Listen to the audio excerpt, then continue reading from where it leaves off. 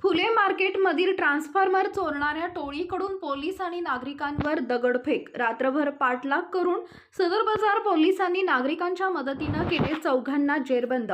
Scorpio ट्रान्सफॉर्मरसह 9.5 lakh रुपयांचा मुद्देमाल जप्त. शहराच्या मध्यभागी असलेल्या फुले मार्केटमधील विजेच्या खांबावरील ट्रान्सफॉर्मर चोरण्याचा प्रयत्न करणाऱ्या टोळीला सदर बाजार पोलिसांच्या डीबी पथकानं पाठलाग करत जेरबंद केलंय.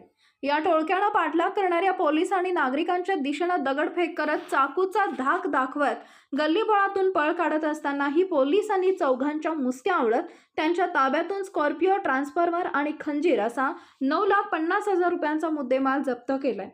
जालना शहरातील सदर बाजार हद्दीतून गेल्या काही दिवसांपासून विजेचे ट्रान्सफॉर्मर चोरीला जात होते. काल रात्री ही फुले मार्केटमध्ये विजेचे ट्रान्सफॉर्मर चोरीचा प्रयत्न केला जात असल्यानं तेथील वॉचमन संतोष काळे यांनी टोळक्याला रोखण्याचा प्रयत्न केला असता त्यासही मारहाण करून खिशातील रोख रक्कम लांबवली. सदर माहिती सदर बाजार पोलिसांना मिळताच डीबी पथकाचे प्रमुख पोलीस उपनिरीक्षक भगवान नरोडे आपल्या टीमसह घटनास्थळी पोहोचले.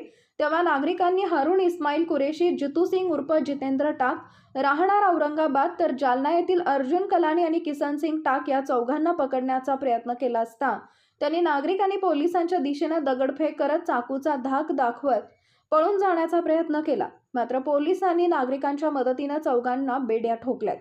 सदरील कारवाई वरिष्ठांच्या मार्गदर्शनाखाली पोलीस निरीक्षक संदीप भारती, डीबी प्रमुख तथा पोलीस उपनिरीक्षक भगवान नरोडे, धनाजी कावळे, जगन्नाथ जाधव, नजीर पटेल, दुर्गेश गोपने, तेजनकर आणि चालक आदींनी केली आहे.